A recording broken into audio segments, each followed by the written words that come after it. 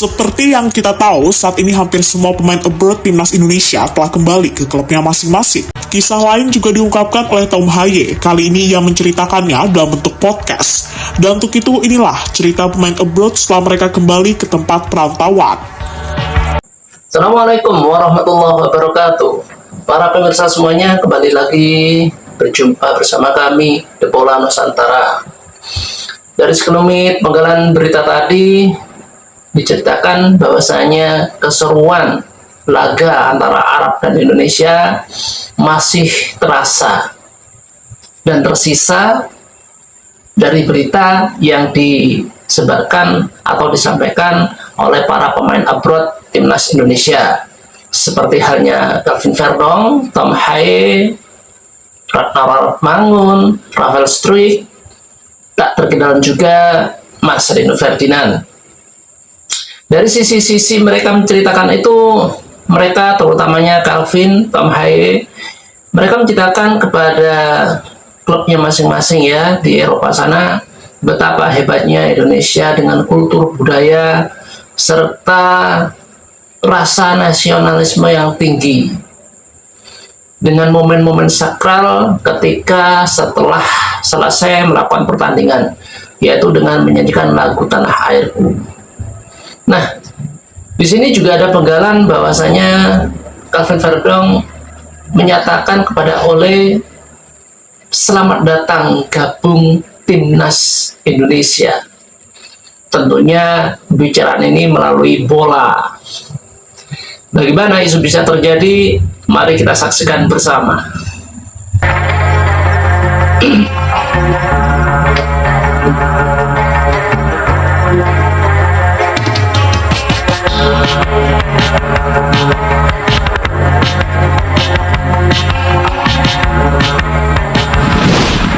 Seperti yang kita tahu, saat ini hampir semua pemain abroad timnas Indonesia telah kembali ke klubnya masing-masing. Mereka diantaranya adalah Jay Itzes, Marcelino Ferdinand, Tom Haye, Calvin Verdong, hingga Kevin Dix. Dan sesampainya di tempat perantauan, para pemain itu memiliki cerita masing-masing. Misalnya Marcelino yang kembali masuk di SP Oxford United dalam pertandingan di ajang Championship. Selain itu, ada juga duel menarik antara Calvin Verdong melawan Ole Romeni. Duel akhirnya dimenangkan Romeni. Kisah lain juga diungkapkan oleh Tom Haye, kali ini ia menceritakannya dalam bentuk podcast. Dan untuk itu, inilah cerita pemain abroad setelah mereka kembali ke tempat perantauan.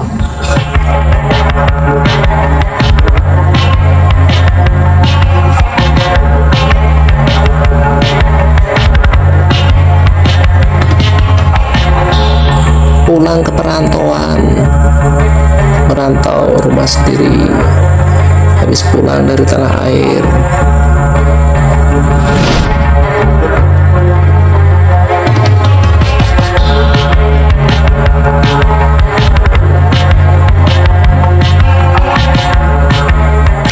Ya, nasib berbeda-beda dialami para pemain abroad saat mereka kembali ke klubnya. Ada yang menang namun juga ada yang kalah. Untuk kali ini, kekalahan sering dirasakan oleh para pemain, misalnya yang dialami Ragnar Mangun dan Rafael Struijk. Kedua pemain tersebut gagal menghindarkan timnya dari kekalahan dalam lanjutan Liga Belgia dan Liga Australia. Untuk Ragnar dan Rafael tampaknya masih mending, karena meski kalah, mereka tetap mendapatkan kesempatan bermain. Berbeda dari Marcelino, meski dirinya masuk ke skuad utama Oxford, tapi ia belum mendapatkan kesempatan untuk bermain. Dan lebih ngenesnya, klub dari Marcelino itu malah dibantai Middlesbrough dengan skor 6-2.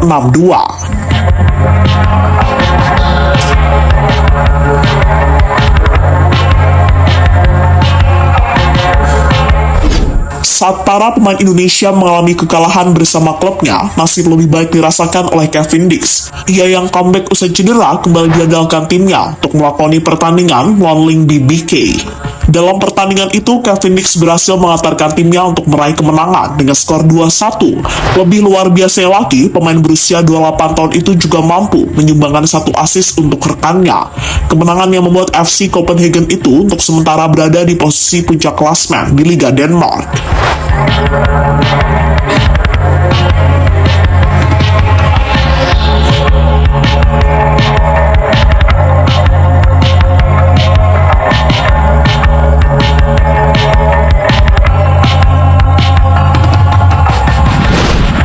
duel Verdong versus Ole Roemeni di Liga Belanda.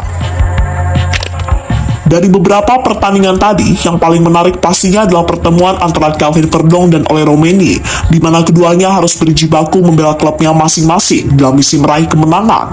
Dalam duel tersebut, Ole Roemeni harus bangga karena timnya akhirnya mampu mengalahkan tim dari Kelvin Verdong dengan skor 2-1. Tapi selain bangga, Ole tampaknya juga harus rela merasakan ospek dari Kelvin Verdong. Saat itu, calon pemain timnas Indonesia tersebut masuk di babak kedua. Ia kemudian menjadi pagar betis bagi timnya untuk menghalangi tendangan bebas dari Nijmegen. Kebetulan yang mengeksekusi tendangan bebas itu adalah Kelvin Verdong. Tendangan kemudian dilakukan Verdong, sebuah tendangan yang sangat keras. Tapi sayang, tendangan Verdong malah mengenai badan dari Ole Roemeni. Entah sengaja atau tidak, yang pasti itu adalah tembakan selamat datang untuk Ole jika bergabung ke timnas Indonesia.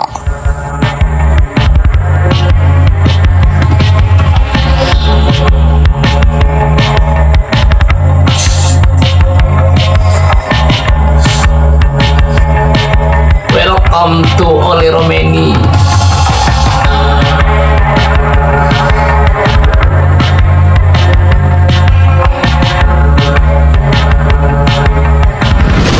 Haye bangga kenalkan tradisi unik GBK di Belanda. Sebelum duel antara Verdong dan Ole tadi, pemain Indonesia yang lain, yakni Tom Haye, sudah lebih dulu bermain melawan Go Ahead Eagles. Dalam laga itu, Tom Haye bermain cukup bagus, tapi sayang ia harus menerima kenyataan, karena timnya kalah dengan skor 3-0. Setelah itu, Haye kemudian memanfaatkan waktunya untuk melakukan podcast. Dalam podcast tersebut, Haye bercerita soal pengalamannya membela Indonesia di pertandingan melawan Jepang dan Arab Saudi.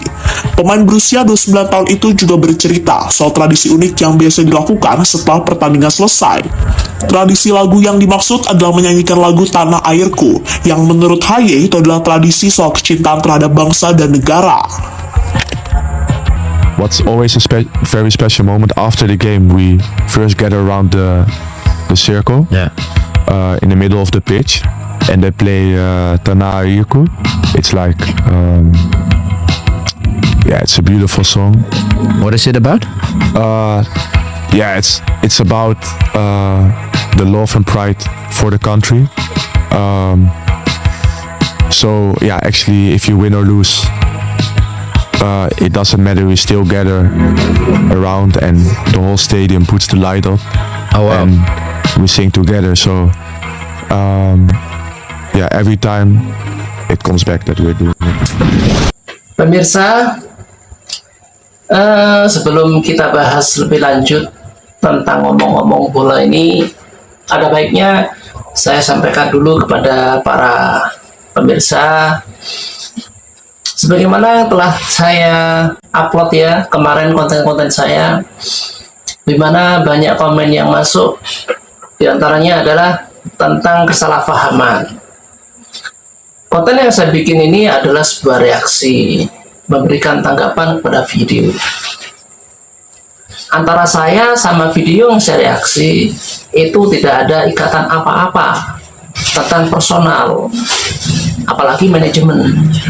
Jadi ketika saya membawakan atau menanggapi sebuah video yang saya unggah itu ada kekeliruan, saya juga tidak bisa apa-apa. Dan video yang saya reaksi itu juga membacakan berita dari tulisan dari artikel yang ditulis oleh seorang wartawan. Dan wartawan meliput di lapangan hijau di stadion ketika ada pertandingan seperti itu. Jadi tentang kekeliruan, tentang kesalahan itu mesti ada. Jadi karena memang kita ini, katakanlah saya posisi bagian keempat ya.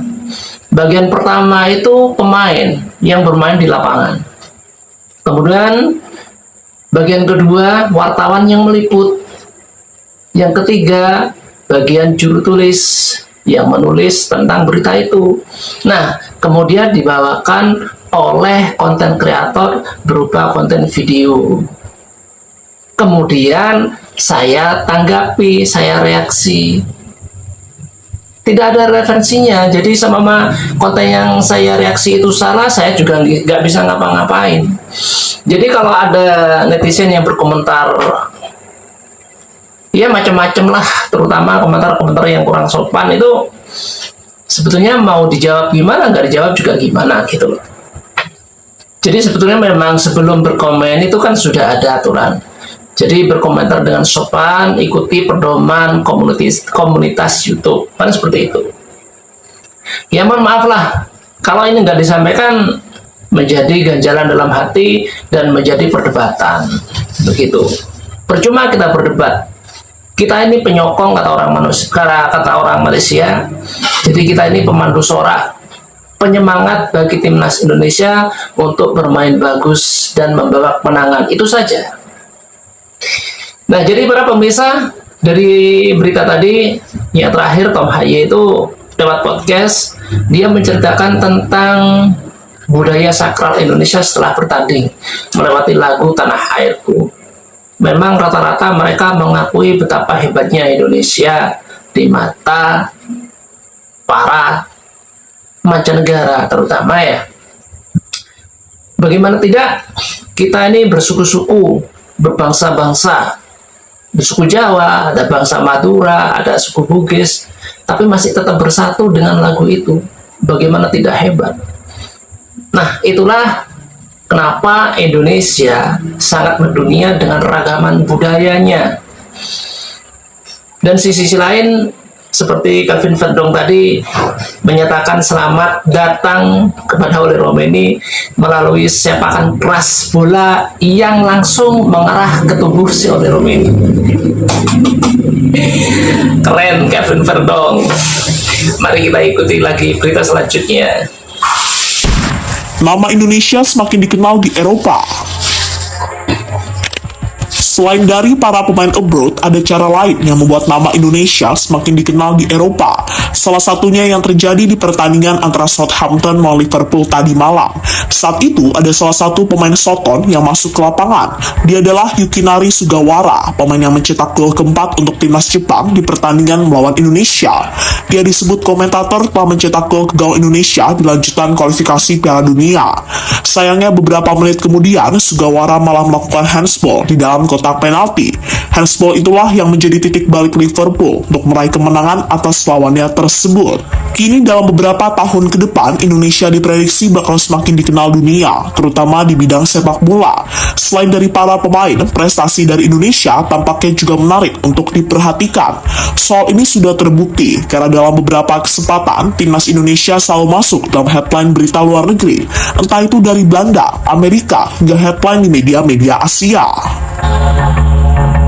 Media seluruh dunia, hampir seluruh dunia ya, mengupas akan kehebatan Indonesia.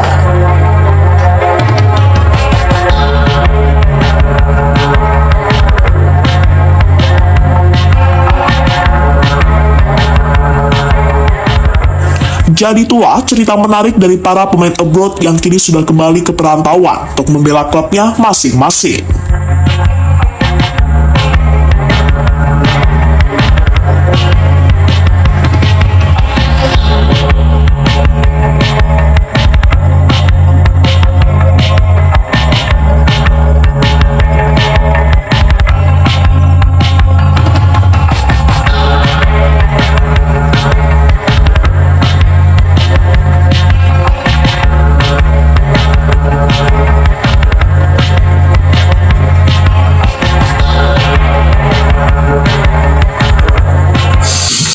Pemirsa, dari berita yang terakhir tadi, sekali lagi saya tekankan, saya terutama, cuma bisa meluruskan tentang apa yang diberitakan tadi. Nah, itu saja pemirsa yang bisa saya lakukan. Jadi kita menghindari dari komen-komen negatif yang mengatakan miminnya goblok, miminnya mabuk, atau dan sebagainya lah. Jadi terutama saya yang mereaksi video ini tidak bisa menyalahkan atau membenarkan konten yang saya bawakan ini. Saya bisanya cuma meluruskan saja agar para netizen yang terhormat, yang budiman, tidak menaruh salah paham dan akhirnya mengandung perdebatan dalam kolom komentar. Seperti itu. Nah, para pemirsa yang beriman dimanapun Anda berada, terima kasih karena Anda telah meluangkan waktu untuk menonton tayangan kami. Semoga Anda diberikan kesehatan selalu dan Assalamualaikum warahmatullahi wabarakatuh.